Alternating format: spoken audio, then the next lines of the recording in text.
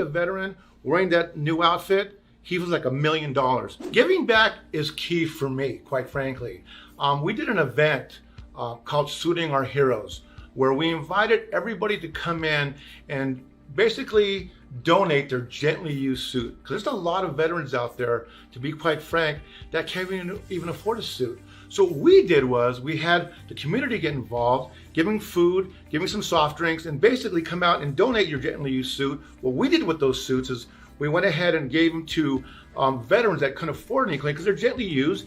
We had them tailored. We donated a shirt and tie to go with that. And guess what? When you see a veteran wearing that new outfit, he was like $1 million. And he knows he can go out there for the next chapter of his life and feel confident about that.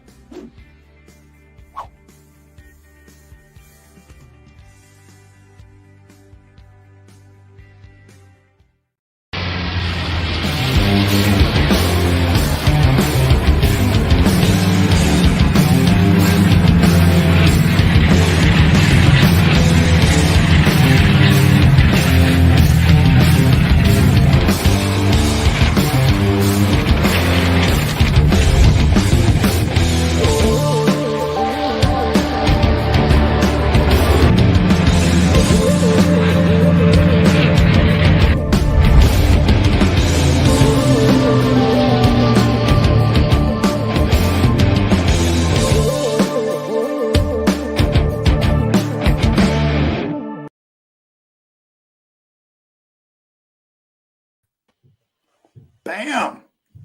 Do I look like $1 million? You do look like $1 million. You got that A-Rod salute to suit on. You know it. That's what we represent. That's what we represent in the mission that he's doing to help veterans daily. I cannot say, well, first off, I feel like $1 million.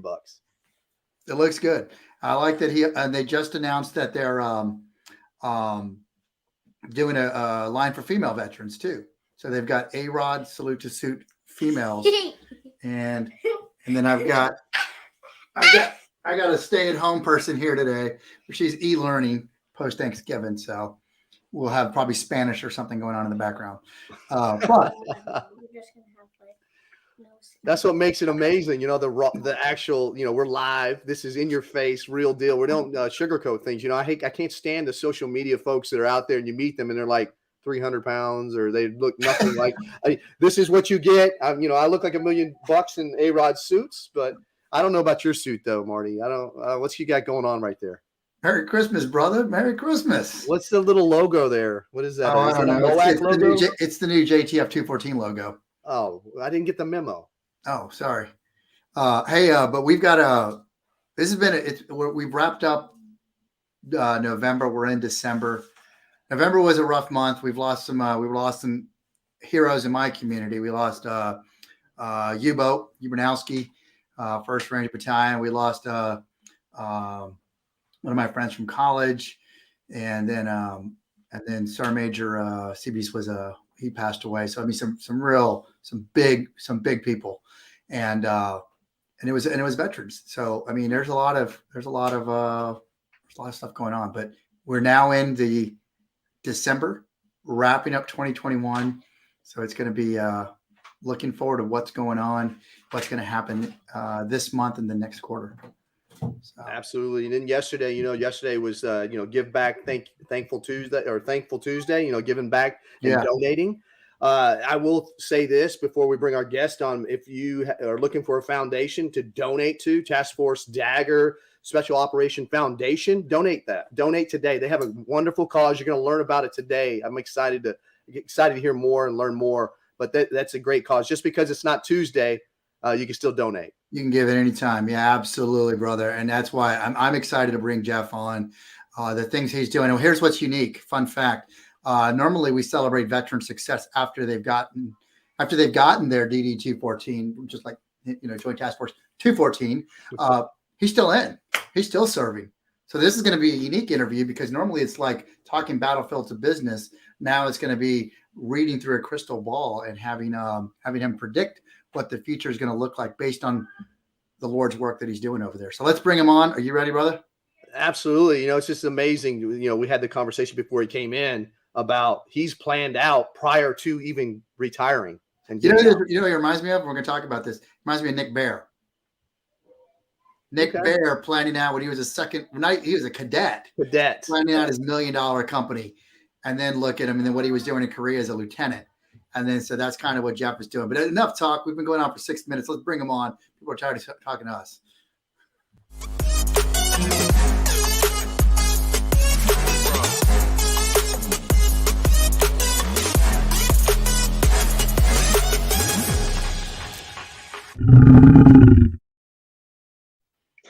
Bam. There we go. James loves to hog the spotlight. Oh man, I have $1 million suit on. Why'd you take me off? Hey, welcome, brother. Welcome. We've been working this one for a minute now, trying to get you here. And a huge shout out to Jeff Hogland, who made the introductions back when he was on the show in, geez, that was June, wasn't it? It's been a while. It's been a minute. We've been trying to coordinate this, but you're active duty, so we gotta catch you when we can. So, yeah. You want to do a quick intro about yourself, and then we'll get into kind of your call to serve, but just kind of who you are right now. What are you doing? All right, so active duty Master Sergeant. I'm at group. I'll leave it at that, and I'm the operations sergeant for a human performance and wellness program, and actually a transition program. So I was asked to stand these programs up almost 3 years ago, based on my background, what I did in the civilian sector for Task Force Dagger Foundation, helping guys for over a decade.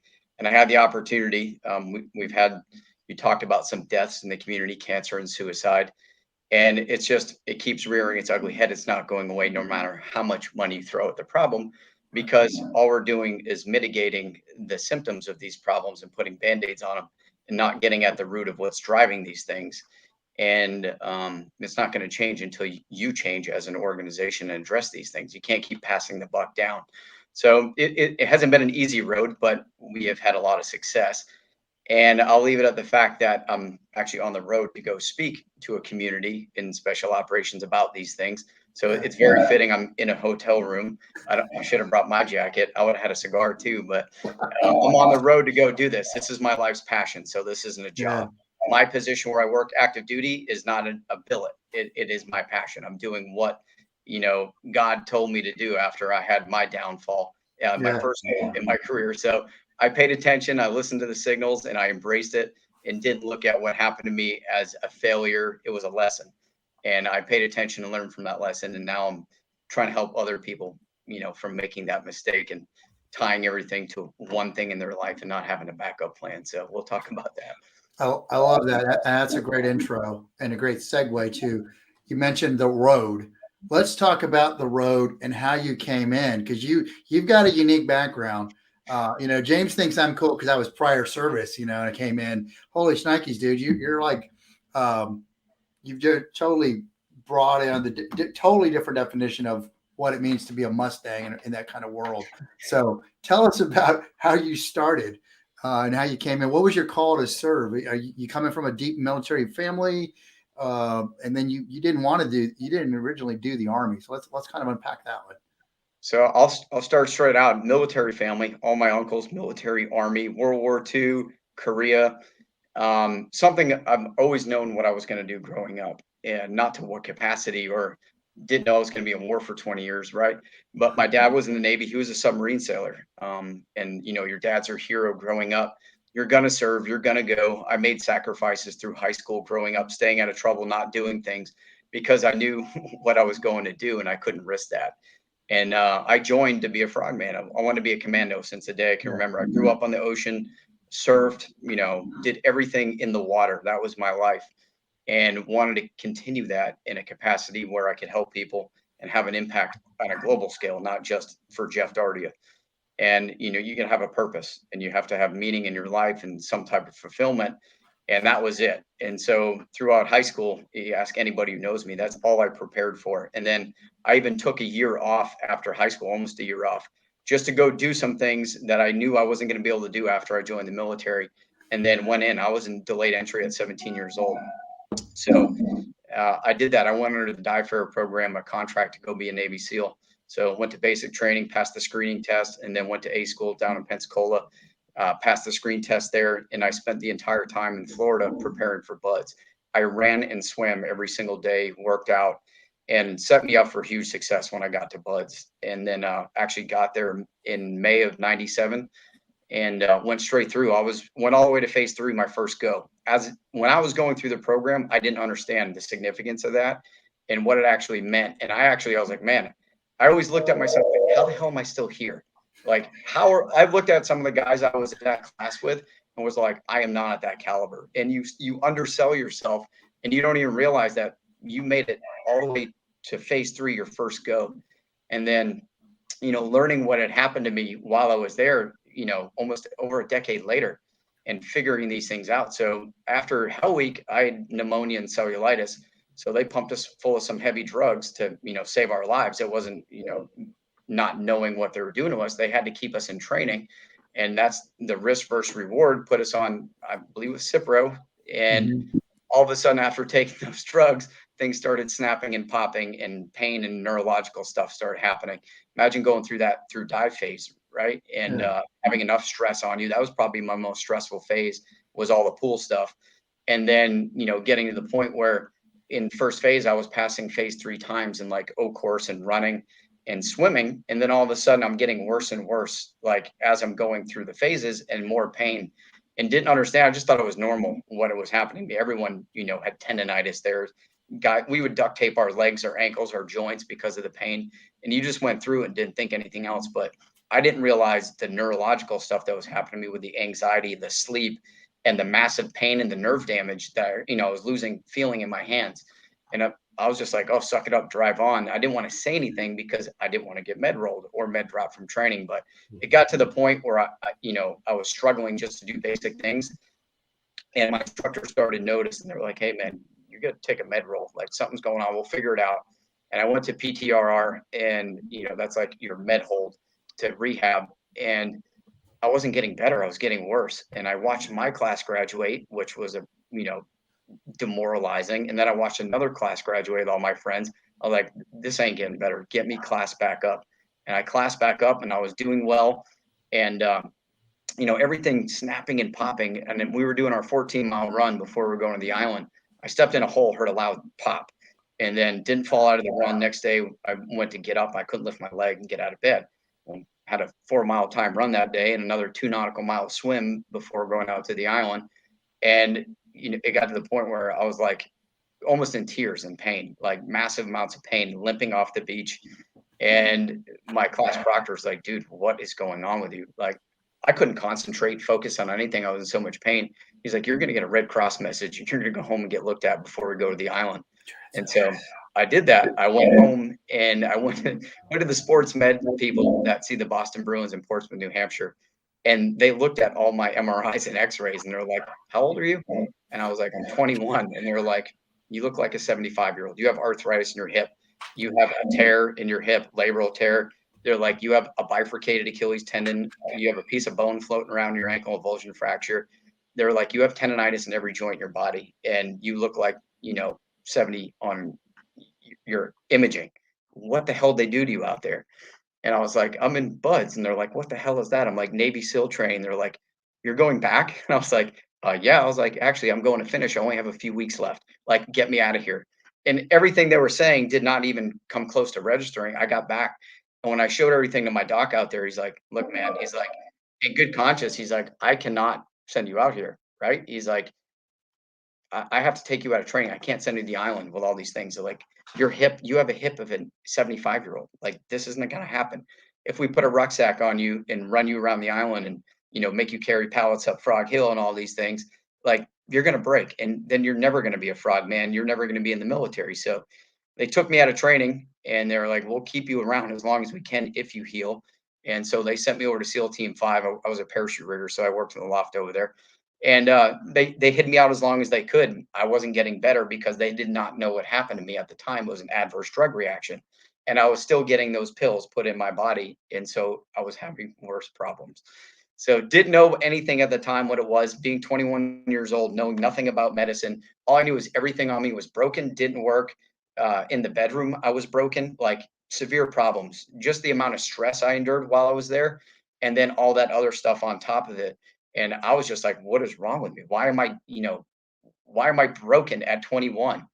and then getting medically discharged out, right? It came to the point in my contract, it said if I got injured above anything beyond my control, I could get out. I wouldn't have to go to the fleet. So my command master chief at the time, like, look, he's like, Darty, I can't protect you when I leave. He's like, you could be needs of the Navy if you don't find a plan or something to do. So here's coming my transition, right? And so I got out of the military at 21 years old. They put me out with severance pay with an RE code to get back in with a waiver if I got better, and told me, come back to Buds. We'll take you phase 3 post land nav and we'll put you back in training. I was like, Roger that. I was like, that's what I want to do. And I went out when I hit the VA. Mind you, I'm 21, knew nothing about the VA. I was at 80%. That's just what I had on paper. I didn't know anything about sleep disorders, about stress. I didn't know anything about anxiety, didn't know anything about gut issues or anything. Literally, that was from all my imaging and x-rays and doctor's visits that I just knew the things that were bothering me, right?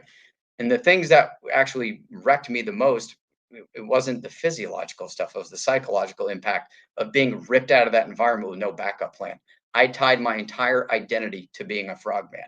And I would rather be dead than fail. Before I went to that school, it was death or graduation. I did not have a backup plan. And so when that happened, you want to talk about loss and PTS, right? I had no idea what PTSD was, but I can tell you 100%. I had dreams. Every time I closed my eyes, I was back there. Why did this happen to me? I wish I was still there. It was insane. Imagine this, not sleeping. I went weeks without sleeping. I had to get myself so exhausted that I could pass out and fall asleep because I was so emotionally wrecked from this. And I was like, I know I have to get out of California. One, I'll be in a dumpster if I don't leave San Diego in the late 90s. I was like, I need to go back to my base, to my roots, and go figure this out and get back as soon as humanly possible. So I left. Imagine being 21, tax-free, 80%, Voc rehab, going to college. I started my own ATM business. I lived at the beach. I was surfing, worked at my buddy's surf shop.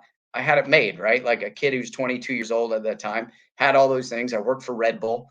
And like everyone's like, what do you want to do? You want to give this up to go back in? I was like, yeah, this is not for me. Like, I want to go finish this. And so when I tried to go back to the VA, they were like, you want to do what?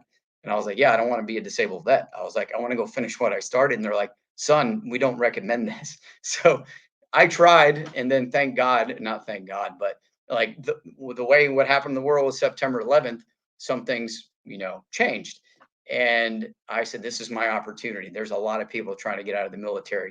If I have a shot, it's going to be now. So after September 11th, I told the recruiters, I was like, I don't care how you get me back in, whatever branch, minus the Marine Corps, no offense to the Marine Corps, but they don't guarantee you anything, to get back into special operations in any capacity. And I was like, I tried everything. Finally, I'll give you the short of this. I ended up getting in the reserves, and I'll tell you how. So active duty is like, you cannot come back in prior service 80%. Every time I went to MEPS, they told me to go home. So my buddy was a recruiter in the reserves, and he's like, look, I'll do everything I can to get you in. If you're going to come from active duty as a disabled vet, you're going to have to go in the Guard or reserves. And he's like, I'll try it. So I went up to MEPS, and they looked at my records, and they're like, not only no, but hey, don't ever come back here again. We're leaving you here. You're not going to get a ride home, and you're P&G. Like, no recruiter in the state of Maine is going to talk to you. And I was like, all right. I was like, so who's the person that can sign the waiver to get me in the military on the way out the door? And they're like, that's Colonel William Wong down at USAREC. Good luck, buddy. And I was like, can I have his email address? Still have the letter at home framed. And I was like, I wrote him a letter. I was like, look, I was a few weeks away from graduating to become a Navy SEAL. I've never quit anything in my life. I don't plan to start now. We just got attacked. We're going to war, and a lot of people are trying to get out of the military. I'm trying to get in. Give me an opportunity. I'll crush anything you got. All he responded back was, what MEP station you're processing out of. I was in the military the next day. So that's that story, right? So talking about transition, knowing now what I know then, right? I was able to start a transition program based off my own experiences, and then also getting back in and overcoming things, right? Resilience, bouncing back, the ability to identify those things, what had happened in my environment, and prepare myself for the next go around at this, right? So I came back in May of 2003 as an 18 X-ray, crushed the entire Q course, didn't miss one day of training, literally graduated, went to SEER school, went to Mid-South, did a few weeks of shooting, and did 3 back-to-back deployments to Afghanistan. And I've been going since. So since that time, I've been going nonstop. I've been in the same unit my entire career, never PCS'd. Wow. Talk about a powerful, wow. I mean, you lived it. That's the key. A lot of times, Marty and I always talk about that, from experience, and you know what it's like when you don't have a sense of purpose and meaning. Right. And you lost your meaning. But man, I tell you, man, I commend you for having that tenacity. I don't know if I could have been able to do that. I mean, I think I'm pretty tough, but I mean, I ruptured both my bicep tendons. Now I'm sitting here thinking to myself, why have I been complaining about not doing my recovery for the last 2 years? And then you sit there and done that. But I really appreciate that message. I needed to hear that today. So I really do appreciate that. So resilience, right? That's why I'm driven the way I am to do these things.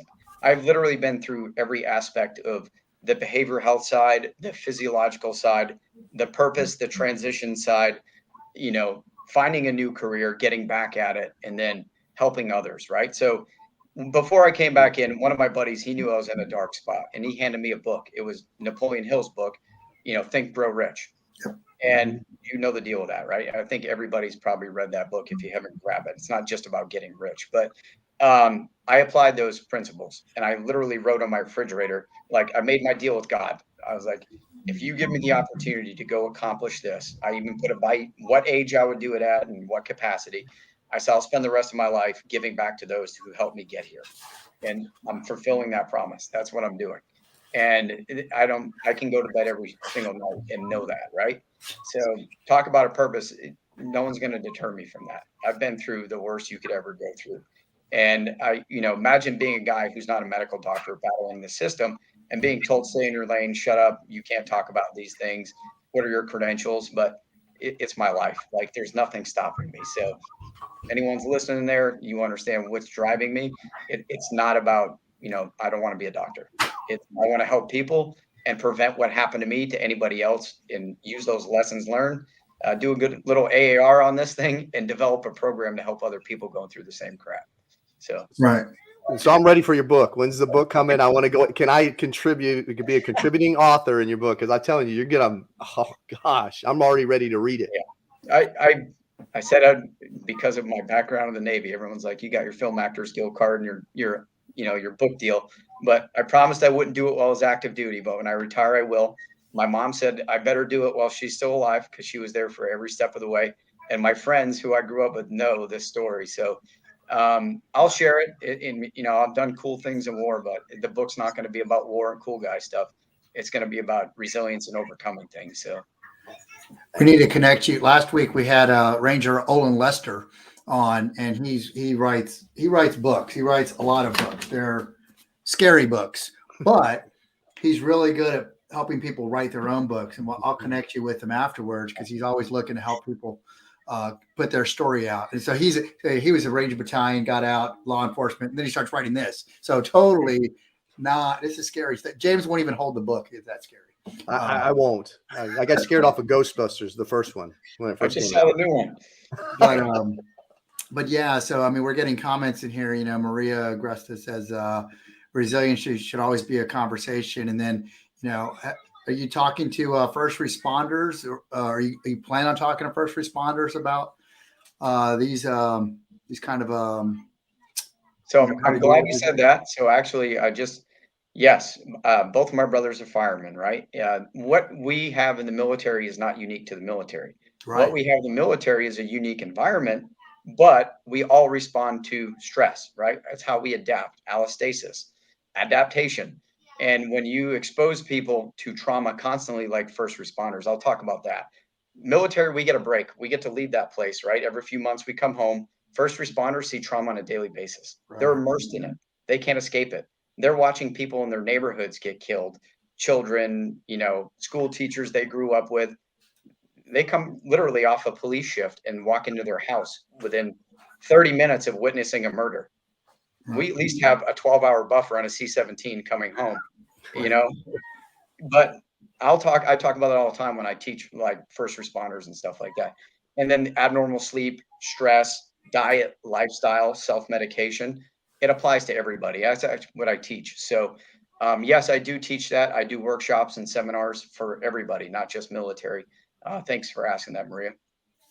No, I love that because that's something we have. So we often have my old first sergeant, now sergeant major, or retired sergeant major, Lamont Christian on there, and we always talk about post traumatic growth and how, oh, by the way, the military, we haven't cornered this thing called life. Everybody has these stresses, and it's just how we deal with it. And so there's things we can learn from civilian sectors, and there's things that we can help others look at it. But it's a matter of a whole bunch of people are going through these different stressors, and just taking those blinders off that, we're the only ones in this situation. I can't learn from them. They wouldn't understand. Or by the way, we can help them because we do have common denominators. So yeah, we're stress inoculated. We get stress inoculation in our training pipeline. First responders don't, right? Right. We always talk about the more you sweat in peace, the less you bleed in war.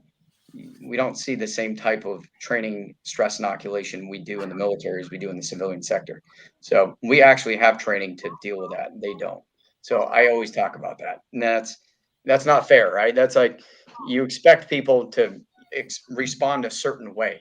And we always talk about, stress and trauma. It's the abnormal response to an abnormal situation, which is perfectly normal, right? That's the expected response. And if when we think that it's not like, oh, you're a victim, you're broken or you're weak or whatever it is, that's not right, right? That doesn't add up. It's what do you expect when you witness things like that? You can't just say, okay, no big deal, throw that in the rucksack and we'll pretend it's not there. Then every time you close your eyes, that thing's popping out of that rucksack and haunting you, right? And then what do we do as military? We have to focus on the mission. So we compartmentalize all that trauma that's happening in front of us in a sympathetic overactivated state where you're recording everything like a computer is, and then putting in that little filing cabinet back there and saying, we'll deal with this thing later. And then when those things, try to get processed and haunt you and you don't sleep and you have the nightmares, you can't process those things. And then you add alcohol or prescription meds that prevent you from processing those things or not deep sleeping, then they're going to haunt you until you resolve those traumas, right? They have to be processed. And as a society, we like to hit the easy button and put tape over all those things and cover them up and pretend they're not there. And we just mask them. And then we add new traumas on those old ones and it gets worse until the point where you cannot manage them anymore. They manage you. That's the disorder in PTS, right? And that's what we see. We need to educate about. Had I known at 20 years old going through BUDS, what they were doing to me and what they were preparing me for, and it is a science, right? Man, those things would have been like, oh shit, I appreciate what you did. Thank you. Like as you're older, you realize what all your training did, right? But when you're 21 years old or 18, you have no clue. You are completely ignorant to everything that's happening. You're just responding, right? Ignorance is bliss. And as you're older, when I went through all these training pipelines, I'm like, I know exactly what this is. I know why I feel this way. I know what to do about it. I can manage it. But we do a horrible job. Like I always talk about the operator manual. When we're born, there's no manual that comes with us. We figure it out, right? And then we get everything mostly from our interactions with our family and the other people in our social networks. And that becomes our normal. It's like our mirror we bounce off of. But you never learn, okay, this is trauma, this is chronic stress, this is acute stress. There's no operator manual. You don't learn that. And acute stress is good. That's how we become resilient. I always talk about going to the gym, right? We do resiliency training, weight resiliency training. You break those things down, they build back stronger. The next time that weight goes on there, it's easier. The weight doesn't get lighter, it stays the same. You get stronger. That's life. And psychologically, it's the same exact thing. As you keep bouncing back from these things, you get stronger. Life doesn't get easier, you get stronger. And so we have to teach people about that at a young age. And it's horrible now because kids they're not taught resiliency. We don't want them to fail or hurt, or, we have to protect them and put them in a bubble. And then when they face their first adversarial challenge in the environment, they fold and they want to kill themselves, or they, destroy them, beat themselves up. We're setting them up for failure. So I always go back to the operator manual. We got to teach this at a young age. This is not just a military problem, but it starts at home. And a lot of the trauma I see in the military stems from childhood trauma, sexual abuse, physical abuse, psychological abuse. I see it all the time. And then you come in the military, like, I'm going to build that shield. I'm never going to be vulnerable again or helpless and hopeless. And you get in this environment, it's protective. And all of a sudden, guess what happens? You get ripped out, wounded, ill, or injured, and all of a sudden that protection's not there anymore. Now you have all your military trauma stacked on childhood trauma. Do you think that's going to be a contributing factor to suicide? Yeah, absolutely, 100. And substance abuse, physical abuse on your spouse. All these things are not talked about. And we always focus on the PTSD war stuff. And I'll say it's full spectrum. Trauma is trauma, and you cannot mask it, and you cannot, cover it up. You have to process that stuff and educate people about it. So I'll leave it at that one for trauma. You just reminded me of Charlie Brown. I was thinking of Linus, and my blanket got ripped away when I left active duty. It was like, give me that blanket back. So, I mean, that's a perfect analogy, and oh man, powerful message. Wow. I think that, to your point, a lot of time, especially like, I'm older. I came in the 90s, but as we were learning, a lot of what we were going through was basically tribal knowledge. We didn't know why we were learning it this way, and the stressors were there. We learned, the guys who taught us were the Grenada Rangers, and their guys were the Vietnam Rangers. And this is just the shit that they had put them through to build this resiliency. That's why we have Ranger School the way Ranger School is, and all these schools. So we don't know why we're learning these things, but we're just learning because that's just, not to be, John Cotter, that's the way we've always done it. But it was kind of one of those things. So it's hard to explain to 20-year-old Marty, why are they doing this? Why are the situations like that? I think we know better now. I think there's more science out there in the community, and especially in the militaries. We talk about resiliency and hunting the good stuff. But even then, what happens is there's good intentions, but it becomes PowerPoint karaoke. There's someone up there who had to go through the 40-hour block of instruction, is now flipping through slides and can't really actually tell you what it means, how to translate it, how to do some, introspective analysis of yourself and going, okay, I'm broke, but here's how I can fix myself, or here's where I can reach out and not be ashamed of what you're feeling, whether it is, like you're saying, in your mind, body, spirit. We're better now. You see physical therapists being pushed down to brigade levels. That's great. If I'm broke or my soldiers are broke, they can go see the physical therapist and get it. But where's that now from the mental resiliency side as we're going through this stuff? So I think you've hit on a bunch of valid points. What I want to do right now is I want to talk about, this is where we talked about where you're going to read into the future and tell us what's going on after the military. But before we do that, let's go ahead and cut to commercial real quick, and then we'll talk about it after the break. So, and then James, I'm trying to, here they are. We're going to do I was going to say, hey, that made your credentials at MSU not worthy anymore, or not a good credential anymore, because you always talk about MSU. Yep, there you go. All right, let's cut to commercial real quick.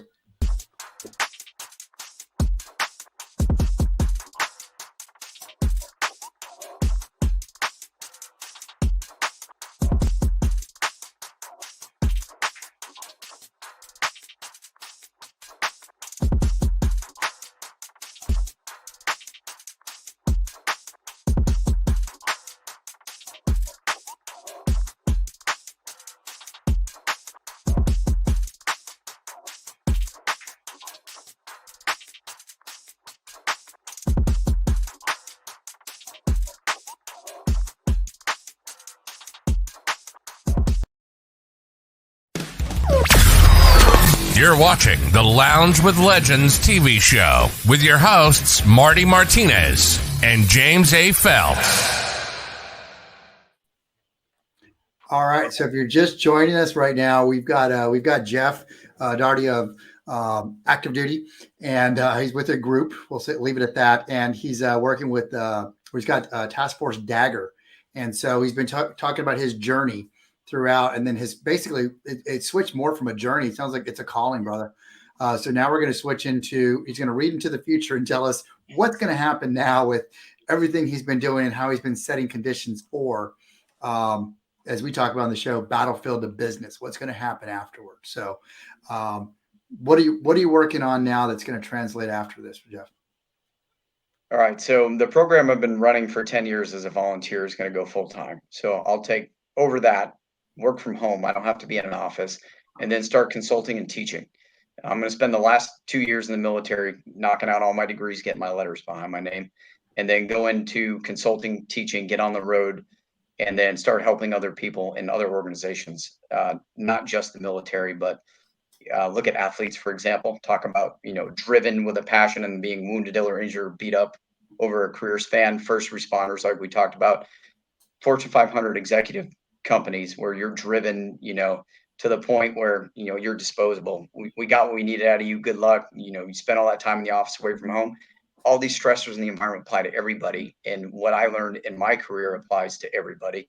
It's not just special operations, not just the military. So I'm going to keep doing it. This is what I was born to do. So I've done everything in my career I've wanted to do, and plus some. And, that itch has been scratched. And if my country ever needed me again, I would be more than willing to go over and go do it again. But I'm 45 years old. So it's a young man's game. I got a lot of institutional knowledge, but there's a curve where your knowledge goes up and your health goes down. Like they cross at a certain point.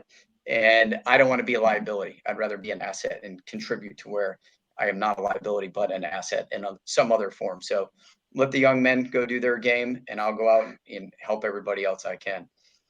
But before Marty goes, I'd like to volunteer our services as an agent. If you need an agent when you get out, give Marty and I a call, because I'm definitely, you have, like I said, I believe in what you're doing. You have lived a life of giving to others, and it's very obvious, and it's very appreciative too, even though, it just show you the power of leading with value and what that looks like. So I appreciate that and what you're doing. I love what you said about the your body and your passion, because that happened to me. No kidding. We're trying to make it do more of this, so slow down the aging process and actually increase the knowledge. So that's what we're doing active duty. We know, people are going to break after a certain period of time. I always use a fire analogy, right? Remember I told you before about the expected result. It's expected. If I throw you in a fire, you're going to get burned. There's no ifs, ands, or buts about it. How bad you get burned depends on what? Conditions, circumstances, and influences. That is the definition of operational environment.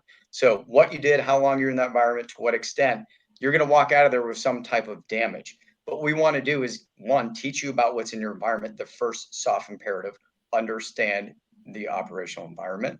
And then if you understand the effects of those things, think of IPB, intelligence preparation of the battlefield, define, right? Describe the effects, evaluate the threat, all those things. And we teach people how to do that. They can make better decisions to make themselves more resilient. So you're not going to get burned as bad. I will not change anything in my career. I would go back to BUDS 100%. I'd go back through SF. I would go to combat for 20 years. I don't care. That's what I love doing. That's why I joined the military. But I would make way better decisions on my off time in my personal life that wouldn't predispose me to hitting that aging barrier a lot faster, right? So I would want to slow that down and increase my quality of life post-service. And that's what we're trying to teach guys. We can't change the operational environment. It's always going to be the same. It's going to get worse. And what we can do is change our ability to overcome and bounce back from that environment. And that comes with education. That's free. You don't need a prescription or a PhD to make better decisions. Go think of composite risk management. Identify hazards, assess them, right? Make those decisions, develop controls, continually assess all those things, right? Lead. That's what we're applying to our life. You do a risk assessment every day you wake up and put your feet on the ground.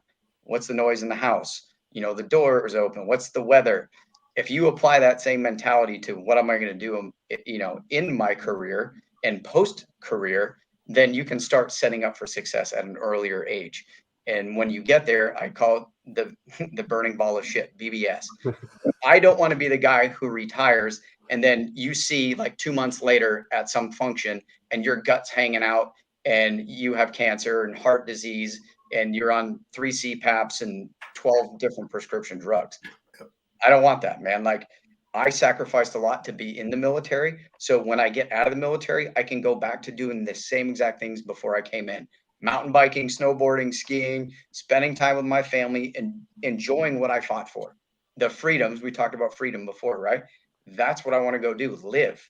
I didn't just do this job to call myself a Green Beret or a commando. Like, I did what I loved doing. It was my passion. I'll always love it. But when I get out, I want a life. and I don't want to be broken. I do not want to be a professional disabled veteran. I do not want to be a victim. I do not want to be dependent on someone else for my freedom, which is my health, right? And then financial freedom. So I'll be compensated for all the things that happen to me, right? I don't look at it as welfare with the VA, and then I'm going to go contribute again after I retire in full capacity, doing everything I did as a volunteer, but actually get compensated for it. And I can live with that. One thing I want to add, because I'm calling out every single person wearing a uniform, right? You see it all the time in this community. We talk about brotherhood and all these things, is that when you're in a leadership position, you're running dudes in the ground and you're like, yeah, screw those. I don't need all that, suck it up. And, guys going to, med boards and you're a turd and all these things. Those are the same guys that I see when they're retiring going, hey man, how do I get all those things looked at? And what about disability? How do I get 100%? Or I'm going to start a nonprofit and get paid to do all these things I didn't do when I was active duty. So I'm calling you out, leadership. If you're in a leadership position, do something now while you're still in power to take care of your people. Don't do it when you get out, and don't write books after you get out and profit from it when you didn't do a damn thing while you're in. I'm saying that as a man-to-man challenge to everybody listening to this thing. Absolutely. No, there's a lot of that going around, and it goes about your part of it is how you were raised in the military. We talked about, it's just how you were, but it doesn't have to be that way. You can change it. You can do, my leadership style was, the guys called it disappointed dad. That's what I used to say. Disappointed dad look. Jeez. Yeah. You're like, come on, guys. Yep. You didn't have to raise your voice, because it was like, and I was that dirty bastard that if I brought in, let's say, this turd burglar, Casey West, he was getting an Article 15, I'd actually call his dad on the phone during the hearing, and he'd be like, "Oh, dude, you just called my dad." Yeah, he's in there. But think about this, man. Like, think of all the great leaders we had that were like your dad. They didn't have to tell you what to do. You would gladly go to war, missing a leg and burning it on fire, to be with those people to go to war. That was leadership, right? Those are the people you looked up to. And we always mission first. We always do that. And what we advocate for in our program, we're not trying to teach people how to be disabled. We're not teaching people how to get out of anything. Our guys want to stay in the fight. Our biggest, fear is getting ripped off a team and not being able to do what you want to do. Right. But when you get ripped off a team and then sent somewhere where you absolutely don't want to be, you don't want to punish someone for that, right? If you want to incentivize being operational, then you need to reward that. And you don't need to punish people when they actually ask for help. And that's what we're seeing now. Is, tell us you need help, it won't affect you. You're like, okay, I've been fighting for 20 years. I'm going to go get some things looked at. Oh, you're a turd. You're trying to take advantage of the medical system. Oh, you're trying to weaponize a med board, whatever it is. Like, dudes literally compartmentalized all that shit in their rucksack for 20 years. And then, they're not going to the good deployments anymore. And they're being stuck behind a desk or tasked out to do all these things that aren't part of their mission, purpose, and focus. And they're like, man, this is eating me alive. I need to get some of these things fixed. And then they do go to get help. And they're like, oh, that guy's a turd. It's still there, right? Like, we can still be, a special operator and take care of yourself and not be a turd. Like, we have to PMCS, right? I'll go back to that. Army sustainment, 2-level maintenance. We have level 10, which is the operator level maintenance, field level maintenance, and then level 20 and above, which is the unit level, which you have to be pulled out of the field to maintain. It's the cornerstone of readiness for the military, is 2-level maintenance.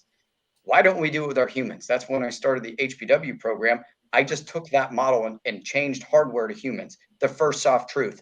And I was like, why is this so difficult that you wouldn't fly an F-16 for 20 years? And so I'll look at it. I'll ask it questions once a year, because if you're a regular service member, not on flight or dive status, you get one physical when you come in through SFAS and the Q course. And then when you're over, I think 35, you get a lab done with your post-deployment health assessment or periodic health assessment. And then over 40, you get a finger.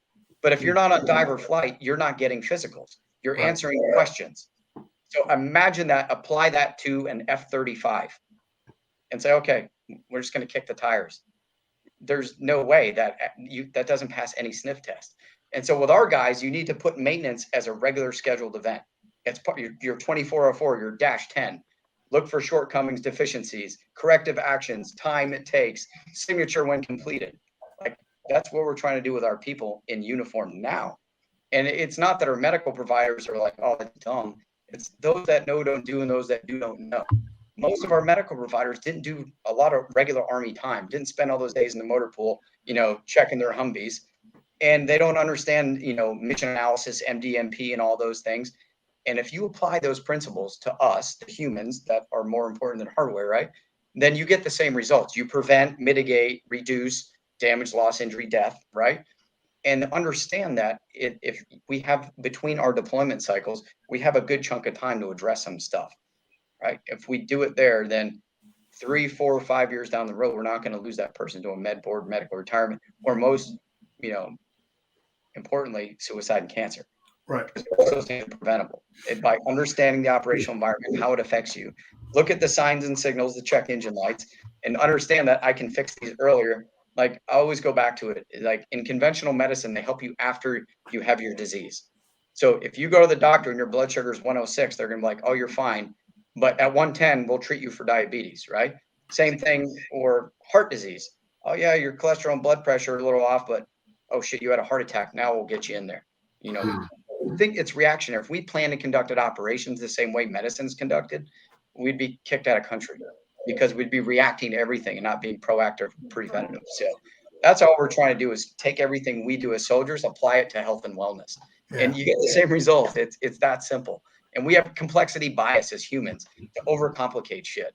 And if you look at it, it's balance. It's black and white.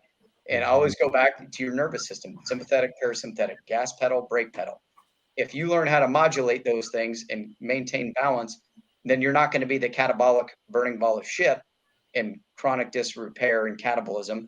You need to do that anabolic, anabolism side of the house to do repair and maintenance. And that's it. It's that simple. It's black and white. And we don't need to be throwing pills and surgeries and all these things at people unnecessarily. All we have to do is teach them how to repair and maintain their own equipment. And then when they can't do it themselves, they go to level 20 maintenance. And that's preventative medicine. And that's simplified for what we're talking about.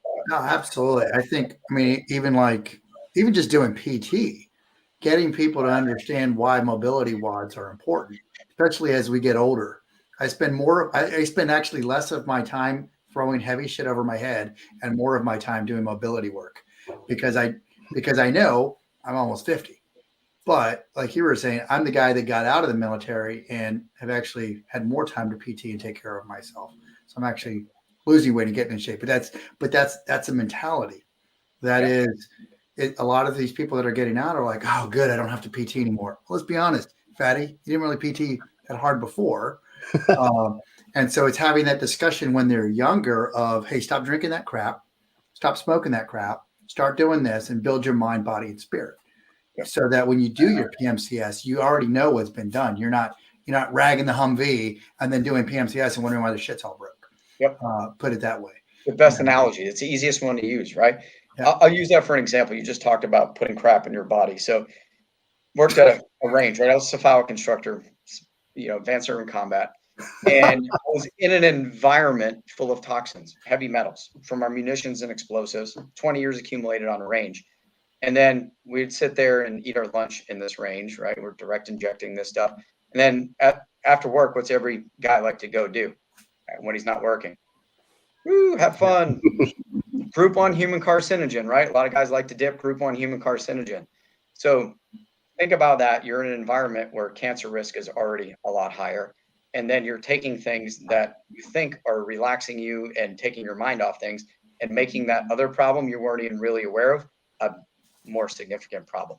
Right. And that's just awareness. And once you understand that, it's like, yeah, I'm going to be, the free gasoline fight. I'll use the Zoolander thing, right? Like you're doing this all day and then someone goes to light a cigarette.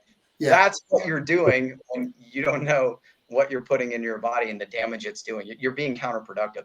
Our guys don't want to be slow and fat and dead in the bedroom. They want to be strong. They want to be fast and they want to be good in the bedroom.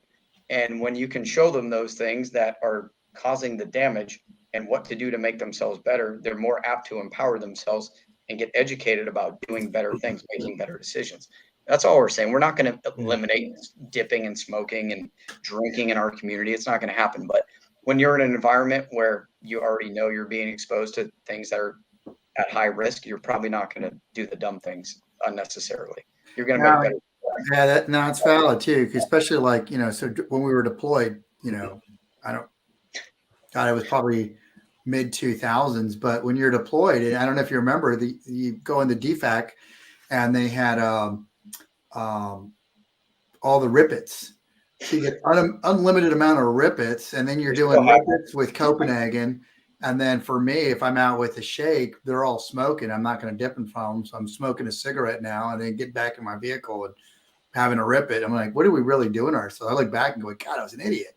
Dude, my kidneys and my liver. I think it was like 120 degrees in Kandahar, and we were pounding Red Bulls and Rippets, and our water would be frozen in a kit bag. And then I'm like, oh my God, as I learned about all this stuff, I'm like, what the hell did we do to ourselves? Good at the time, right? Kept us awake, but like we didn't know. You don't know what you don't know. And looking back at it now, I'm like, I can't believe I'm not more screwed up than I already am. So looking back on it, we had more security on those logistical runs than any other missions. Yeah. So it just goes back to awareness, and you don't want to take the fun out of the military. I said that out loud, but I loved it. I love every day of it. And, there's been some, bumps in the road, but I wouldn't change a damn thing. It's why I joined. You're around the people you want to be around, and you're having an impact. But let's just be smarter about it and take care of our dudes. Like, you can still be effective and lethal on the battlefield and not be a wussy, right? And learn how to take care of yourself and be stronger. So it's just changing a little bit of the culture without losing the lethality, right? And the effectiveness on the battlefield. But change is good. I don't see it as it's a narrative that needs to change. Because again, I grew up and I didn't dip before I joined the military. I don't dip anymore, but I didn't dip before I joined the military. But then I get to airborne school, and then I got to RIP, and then everyone's walking around with a big old lipper in, and you're like, well, I want to be like Sergeant Phelps over there. I'm going to pop one in. So, because that's just what you knew, because that's where your heroes are doing. Whether you realize they're your heroes or your mentors, that you want to be like that person. Culture. It's the culture. And then you start telling yourself, this is what I need to stay awake. This is what I mean. Even as a battle major, I'm not kicking doors or anything. I don't think I'm shooting or emails. I don't think I'm killing his time at this point. But you're working in the talk. But there I am with, again, rippets in Copenhagen, just chimping slides. So, but you think that's what you need. Not even that too. Think about when we served, still serving, but unprecedented. We've never been at war that long. So most of us, we didn't think we would be alive to see the consequences of our bad decisions. So it was, what the hell? Unless you got a vaccine or a cure for bullets or bombs, I really didn't care about my Rippets or Red Bulls or whatever at the time. Yeah. So, I mean, now we have a pause. We have the time to make things right before the next prolonged engagement. I'm just going to put that out there, because these are uncertain times, and what we've already seen is unprecedented. So expect everything, right? Be prepared, but we have time. There's a tactical pause right now between our operations. We need to do better. We need to change some things, take care of our people. If we want them to get to the 20-year mark without being a BBS, then we need to implement the PMCS, right? The preventative maintenance checks and services, like those things that you check equipment before, during, and after operation, and then regularly scheduled at intervals, those things. And that's our human performance and wellness programs. Wow. That's huge.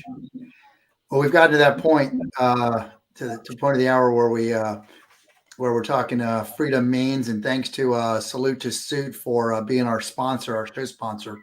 If you're a transitioning veteran, you can get a Rockstar suit, 2 shirts, 2 ties, 2 pocket squares for $295. You can look like James.